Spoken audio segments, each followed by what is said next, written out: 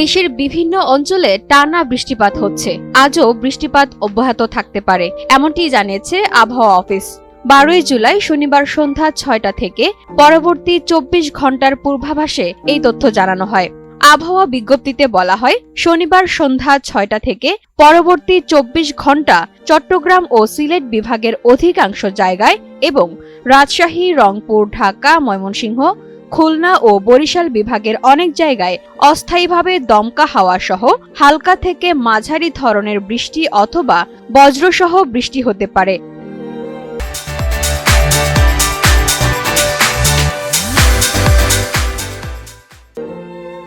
সেই সঙ্গে সারা দেশের কোথাও কোথাও মাঝারি ধরনের ভারী থেকে ভারী বর্ষণ হতে পারে। এদিকে ঢাকা ও পার্শ্ববর্তী এলাকার জন্য আজ রোববার 13 জুলাই সকাল 7টা থেকে পরবর্তী 6 ঘন্টার পূর্বাভাস দিয়েছে আবহাওয়া অফিস। পূর্বাভাসে বলা হয়, অস্থায়ীভাবে আকাশ আংশিক মেঘলা থাকতে পারে, হালকা থেকে মাঝারি ধরনের বৃষ্টি অথবা বজ্রসহ বৃষ্টি হতে পারে।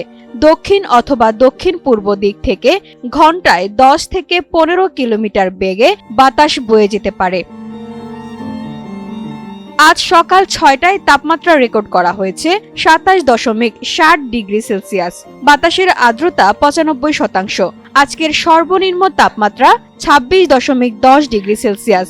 সারা দেশে দিনের তাপমাত্রা 1 থেকে 2 ডিগ্রি সেলসিয়াস কমতে পারে, রাতের তাপমাত্রা সামান্য কমতে পারে। শামিমা বৃষ্টি, এনটিভি অনলাইন।